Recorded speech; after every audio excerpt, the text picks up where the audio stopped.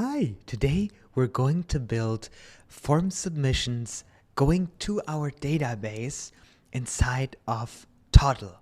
And this is a super cool thing because it is so simple and so easy to do form submissions calling an API and then even potentially maybe returning some data in Toddle. So let's get started right now. And the cool thing is we're going to do this today without writing a single line of code, but we're going to have all the power of ordinary development. So let's get started and, let's start designing. So first of all, inside of Toddle, I have like a beautiful free-form canvas in here, which is very cool. After I got my project, I can zoom in, and this is very cool if you're going to go very in depth with designing. So let's go on the plus here and let's add a div block. The div block is kind of like the foundation for everything. And let's give this like a width of 90% and like a maximum width of 25 rem. So we have something that is very nice and centered. And we can do a height of 25 rem, and we can then later on move it down to auto. So we got that. That's beautiful. And now we want to style it a little bit because we want to give a nice touch to it. What we can do is we can just go to gray 800, and now we have it beautifully highlighted. But, I think it's a little bit too highlighted. So let's make it a little bit lighter. Maybe it can even be a little bit more lighter. And that looks beautiful. And now I can add like rounded borders. I can do like 15 pixels. And I can add a border by clicking on the plus here. And I'm going to make it, like 800 maybe. And I have such a beautiful piece of art. Look at that. And actually, maybe we want to even do 20 pixels. That looks beautiful. So we have that. And now I want to add some padding to it. And we can actually do that in the child element of this. So let's go to the plus again. And let's go to forms. And we can add a form in here. We need to add a form so that we can do a form submission on an HTML level to be fully accessible. So we just simply do width 100%, height 100% as well. Ooh, not $100, 100%.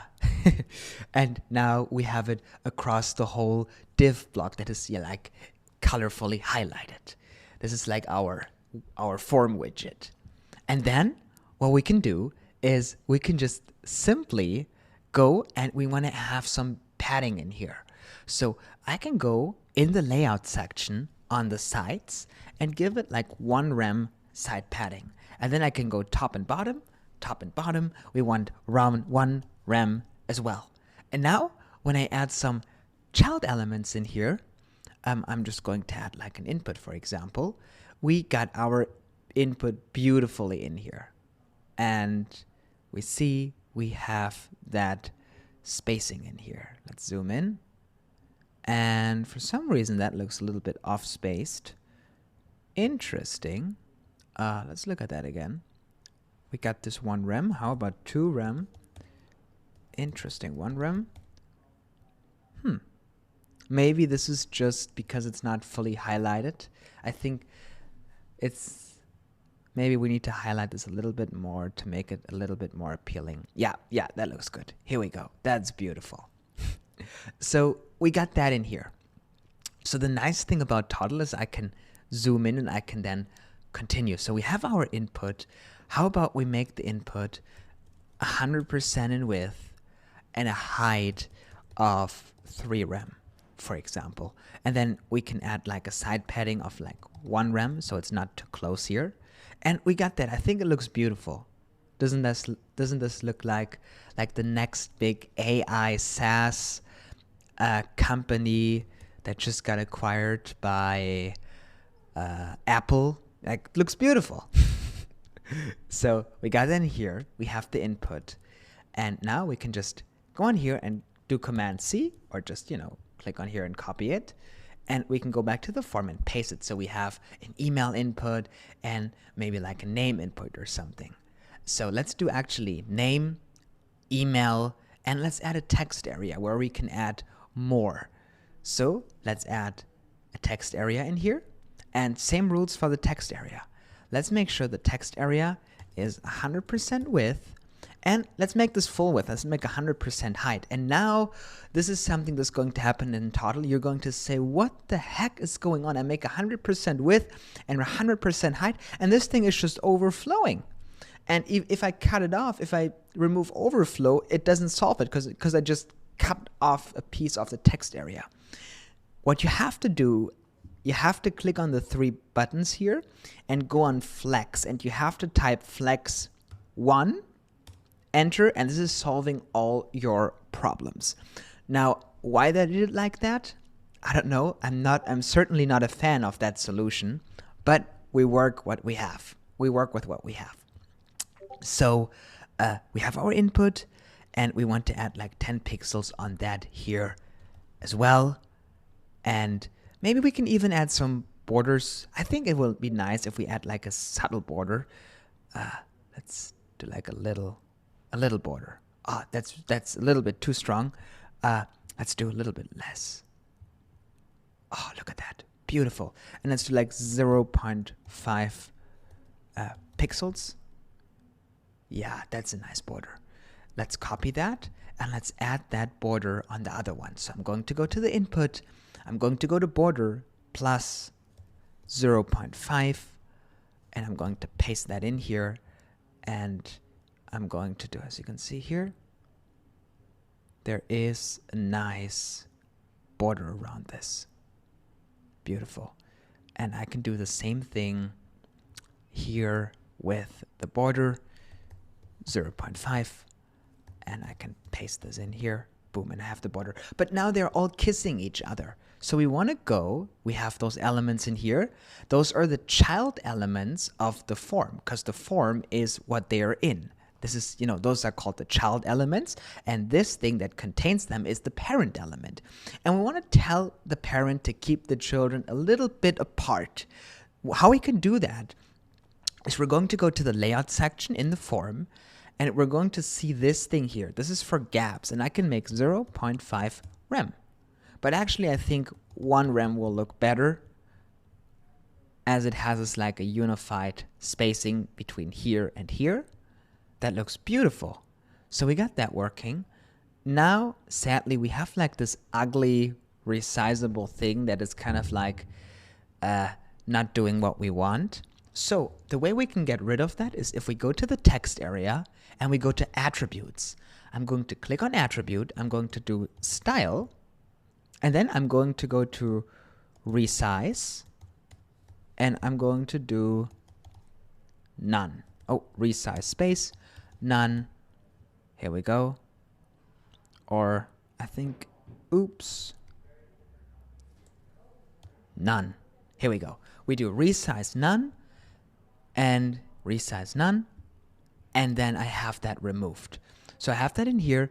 But, for some reason, I don't really like that we don't have the same amount of padding on all of those inputs. So I'm going to go to the text area, and let's give this 1 rem, and let's give this 1 rem. Here we go. So we have that inputs. They all now have a universal spacing. So let's start making this like a name input. So we go in here. This is text. This is already what we need. I can go like a placeholder. I can do, I can do NoCode, ProCode. Oh, ProCode. Here we go. NoCode, ProCode. And then I want this to be an email field. So I can go to email, and I can go to placeholder, and I can do it, hey, at example.com. Here we go. We got hey at example.com. And for the text area, I can do this is a text area. Here you go. This is a text area. And we got that form. So now we want to be able to submit the form. So I'm going to go on the form and I'm going to go to button. And if I add a button in a form in Toddle, it automatically becomes a submit button. Very cool. So I have that button and I can just write submit. Here we go. And how about we make this 100%? And I'm going to give this like 3 rem height. That looks nice. Let's make sure this is also 10 pixels. And we can make the font like 15. And I can do like send to database. Here you go, send to database. Here we go. Now in Toddle, if you hover over it, they already have some pre-made hover states, but you can make them nicer by simply clicking on the button and going to transition and dragging this in the middle so you can see it, and just going to, you type in all. Now Toddle is making the same UI UX mistake like Waste. This is not a selector where you can select options. These are just suggestions. So you can type in all, even though it says, wow, I don't know all. Click enter and you target all styles. And then we can make, I like 100 milliseconds. And we do ease in out. And we do behavior normal. Let's close this. And now we see it's a little bit smoother and I like it that way. So we got that. So now we have our form on HTML level done. Now let's introduce some state to the form because we need to send this data to our backend somehow. And actually, what we can do, we have like the focus state. We have the focus state on those. Why don't we add also the focus state on the text area? So let's go to the focus state and let's just copy the color we have on the solid outline. I'm going to go here and let's add a new state. We add a new state and we do focus. Okay, focus visible. And I'm going to go to outline and I'm going to put this, let's make 1 pixels and let's go back to this one. Here we go, let's go back. Here we go. And let's go to focus visible. Okay, we got that, I like that. We got solid. Let's put this in here. Okay, so now we have the focus state in here as well. So it's a unified approach, as you can see. Beautiful. So we got that working. Now we want to make sure we want to bind this to variables so we can send it to the backend. But actually, I think before we do that, how about we already build an endpoint that can receive this form submission? Let's do this. So how about we go to Xano. Xano is the tool that we use to build a visual database. I'm going to go to the database part. I'm going to go to add table. I'm going to go to enter data manually. We want to do UUID. That is a more secure way of doing that. And let's call this form. And let's create CRUD. Oh no, we don't need CRUD endpoints. Let's just take this like this, add the table, and let's create the table, the table structure. Let's do name. We got name, and we're asking for email. So let's put in an email.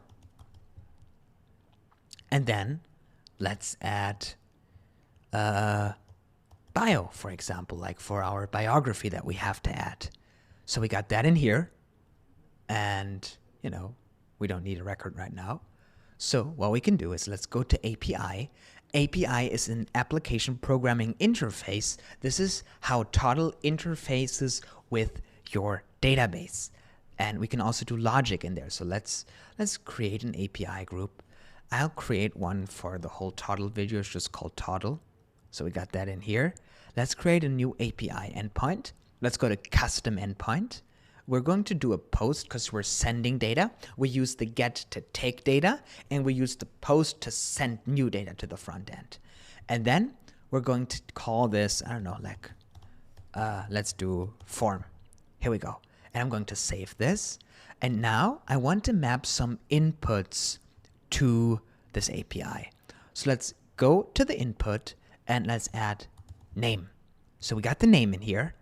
And let's go to email and let's add the email in here. Boom. And now we want to add another text to add the bio. And we have that in here. Now we have those as inputs. Let's go to run and debug. This is where we can test it. So let's put name NoCode ProCode. And we do email hey@example.com. Here we go. And we do the bio. We do the bio. I'm here. Boom, I'm here. And now if we run this, nothing happens because we don't have any logic yet. So I want to add some logic. So let's go to add function and let's go to add record. We're going to go to our form database.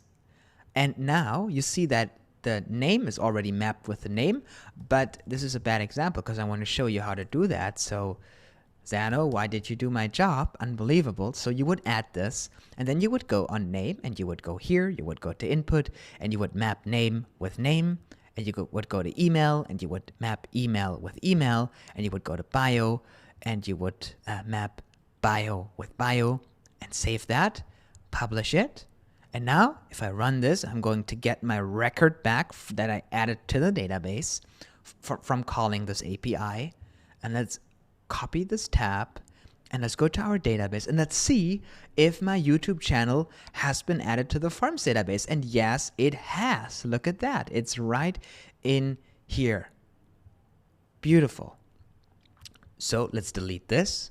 And now we can go and we can connect this API with Toddle. So let's copy the API endpoint URL. We do this by clicking here. And let's go to Toddle.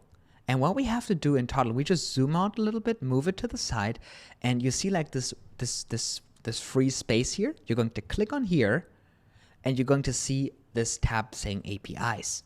I'm going to click on plus, and let's call this API, for example, how we want to call that. Let's call this form.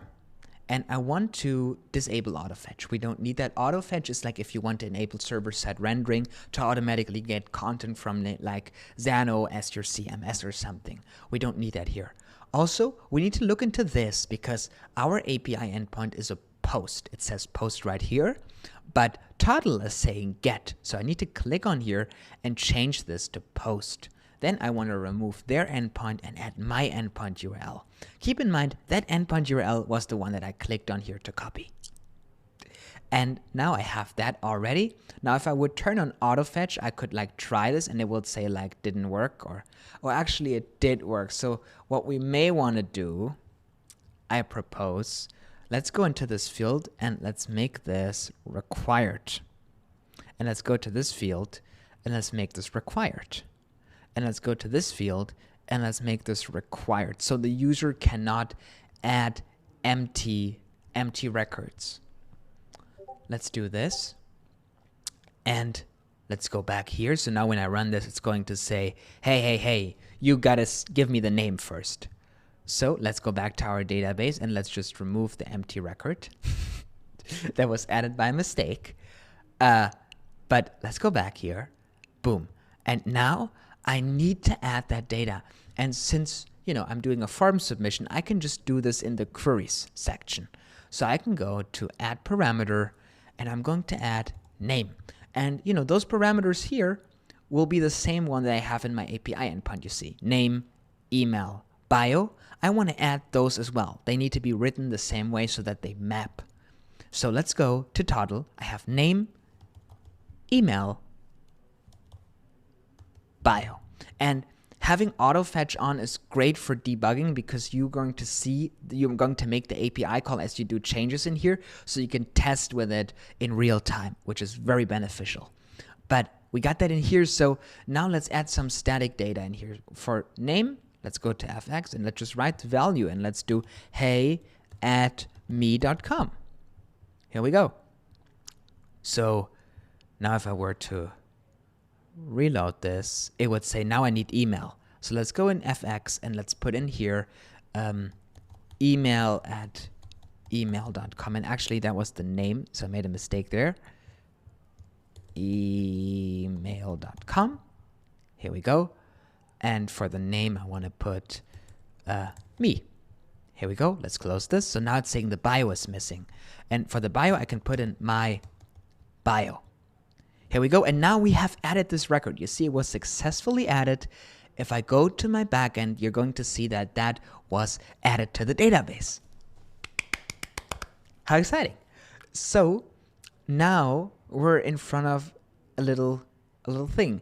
We're like, how do we make this dynamic? Okay, great. I can put my data in here, but how do I get the input? Because if you would go to your API, and you would go to the functions, there is no input field in here. Like, how do I get my input field? That is a good question. You need to map your input fields to variables in order to access them. And this is super simple. It just sounds more high level than it is. So let's zoom in a little bit. And let's actually click outside of this frame and let's go to the variable section. And we can click on variable and I can create a variable called name. And I can just do the default will just be empty. And I can create another variable for email and that will just be empty. And I can create another variable for bio that will just be empty. And variables are like pieces that can store data and you can link them to input fields to then have the data that is added in the input field synchronized with that variable and stored in there, and then those are accessible in the API calls. So what I need to do is I need to link the name with the name field. I need to link the email with the email field. I need to link the bio with the bio field. So in order to do that, I'm going to click now on the name field and I'm going to go to attributes and it says bind to variable. Now on the name field, attributes, bind to variable, I click on bind to variable and I'm going to match this now with the name variable. Now I'm going to go to my email field. I'm going to go to attributes, bind to variable, and I'm going to bind this to the email variable. Super simple. And then I'm going to go to my text area. I'm going to go to attributes. I'm going to go to bind to variable, and that is going to be binded with my bio variable. So they are now all binded to the variable. So when I'm going to type data in here, like NoCode ProCode, and I put my email in here, hey@email.com, hey, just like that. And I go on the side here and check my variables. We see that the name is saying NoCode ProCode. We see that the email is saying hey@email.com, and that the bio is saying hey. And they are now synchronized. And now this data that I have in my variables that is always updating automatically as the input fields update can now be used to make the API request dynamically. So when I now go to my API call in here, I can now bind those. So I go to name and I'm going to kill this. I'm going to click on plus. And now we see that we have the variables in here. So we do the name right now. And I'm going to now map this to the name. Now this is going to say NoCode ProCode. Here we go. So this is now dynamic. So let's go to the email. I click on FX on the email, and we're going to click on plus and bind it to the email variable. And now this is going to say hey@email.com. And now I'm going to go to the bio, click on the FX, go on plus, and I'm going to bind this to the bio variable. And now we see we made this API call. And now if I refresh my database, we see that the latest record was the one who had it all. Now let's start blank again. Let's click on here and let's delete this so we can start again. And let's go back here. So we got this now all set up and working. We want to have it proxied. And let's remove auto fetch because now we don't want to make the API calls as the user types. Not in this instance. So now we have this working. We can make the API call. The data that we put in here can be now sent to the backend. But now what we want to do is we want to, on submit, we want to submit it to the database if the user clicks on the submit button. So we're not going to add this on the button because that would not be best practices. Now you could do on the button and make an on-click event, but this is not fully accessible as it would be a click. If we want to submit a form, we're going to go to the form and we're going to use in the form field submit. This is the way how we're going to make it fully dynamic and have it fully accessible. And we already have prevent default because we need to prevent default, otherwise we're submitting the form and reloading the page. And now on here, I'm going to add another plus. I'm going to make the API call. And then right now we're making the API call. So let's start with blank data. Let's put in hey 123, and let's put in email at 123.com, and let's put random numbers in the text area. And now when I click on here to submit it, we already submitted it to the backend. Now when I reload, I see this record in here. Yay! So I got the record in here. So now I don't see that this was successful. Like, what's going on here? So what we can do is we can have a little variable that will do some cool stuff here. And let me show you how. What we can do is, and this is just, we can make so nicer things, but this is just an example to show you the bare bone examples. But what we can go is we can go and add a variable, and we can add, we can call this submitted successfully, for example. Here we go. Or we can just call it success, for example. And we can make this false, right? We have success, false. Boom. And now when I go on the form, on submit, I have my API call in here, and we have this on success, on error. So what I can do is I can go on success. I can go now on success, and I can set the success variable here, the success variable, to true. Done. Boom.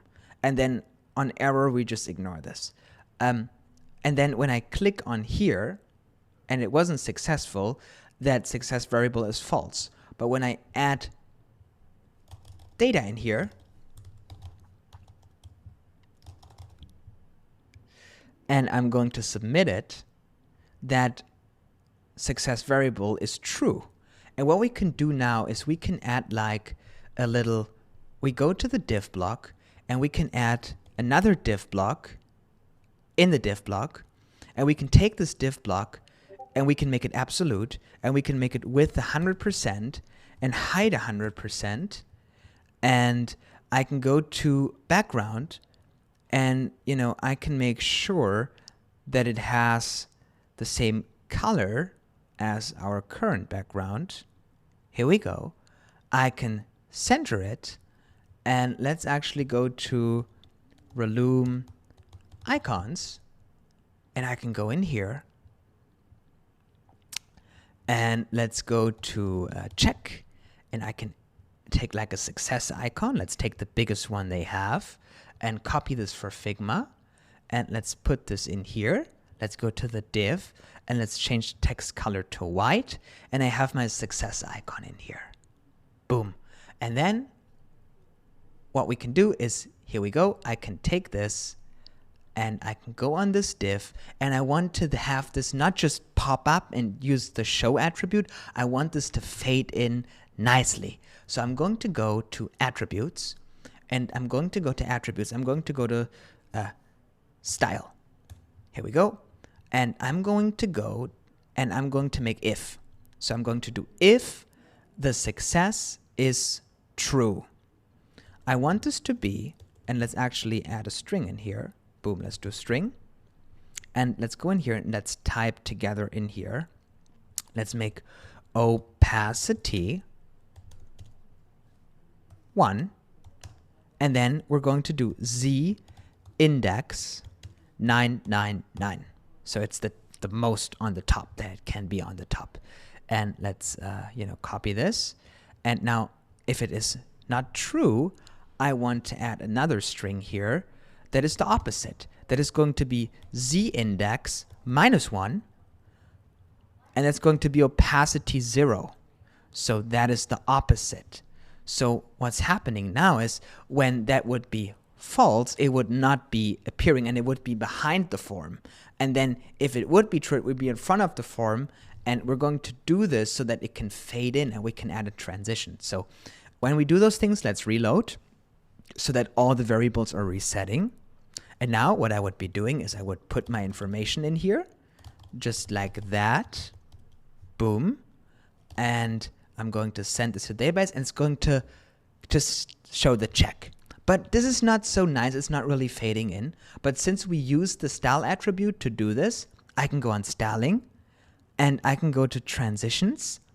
And let's make this all. I'm going to add the all property. The cool thing is, again, the all property, this is like a little UI thing that they did. You can add all in here. And I'm going to make this 300 milliseconds. And I'm going to use ease in out, no delay. And now when I reload, this should fade in this time. So when we go to play, and I'm going to make my form submission here, just like that, it's going to fade in because it was successful. And now we can even top it off and have confetti. Let's add some confetti. So I'm going to go to packages, and I download the confetti package. It will take a little bit. Now it's downloaded. And now I can go back on the form, and I can go to events. I can go on submit, and then on success, after we set this to true, I can go to confetti and play confetti. So now when I submit this again,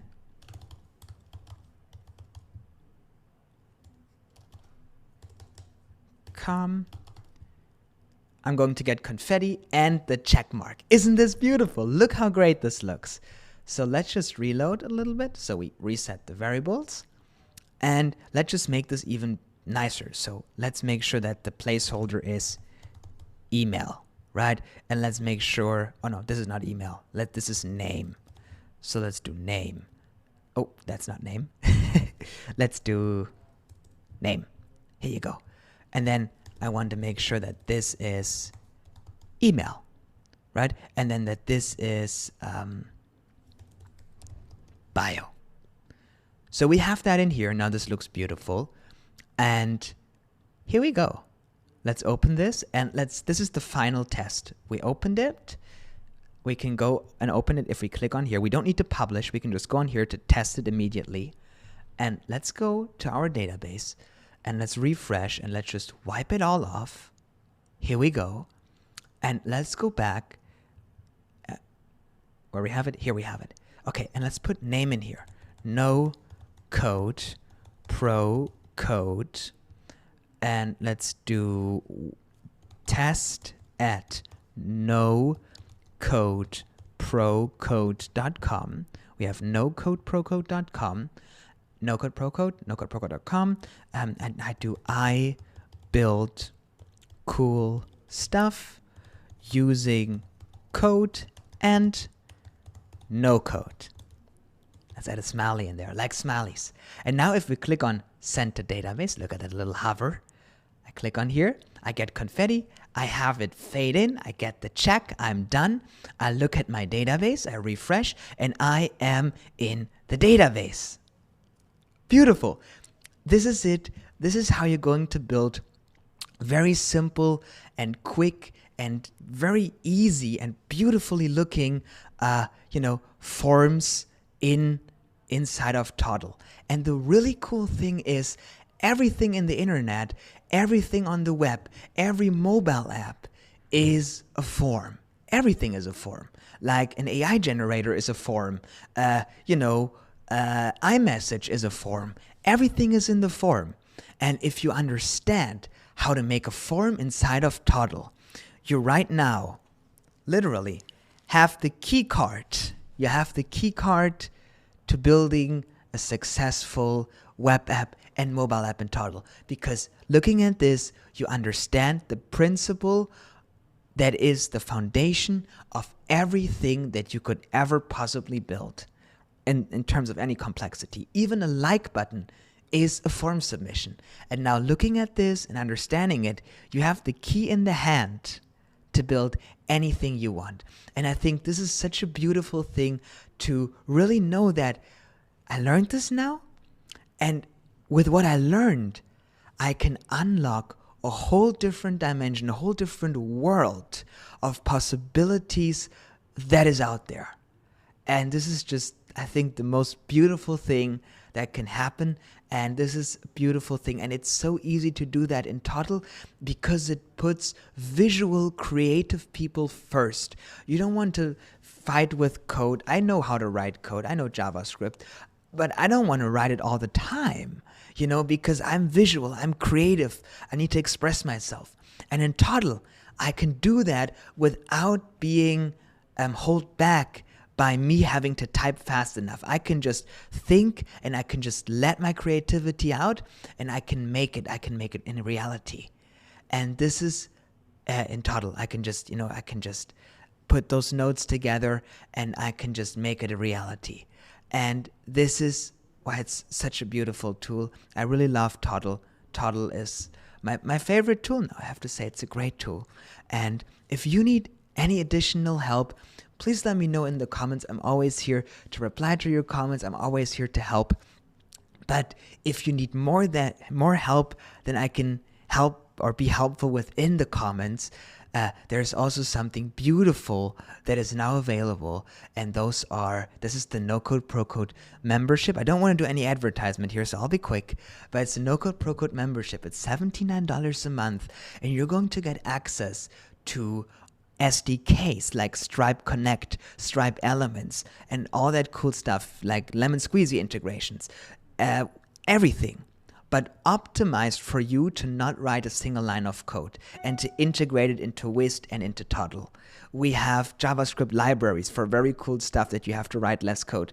We have code generation tools, like where you can create streaming APIs and all of that without writing any code. And we have like copy and paste templates like Reloom, but optimized for Whist and for Toddle, and they are interactive. They are like templates. Think of it like Reloom for Stripe Elements and all of that. So it's very cool.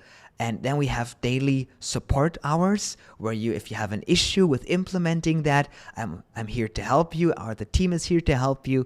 So we're here to help you. So if this is something that interests you, go to nocodeprocode.com. But, that was enough advertisement already. I'm so sorry. But thank you so much for watching. I really appreciate all your support, all your love, all your community support. I really appreciate that. And I wish you a wonderful rest of your day, and see you when I see you. And bye-bye.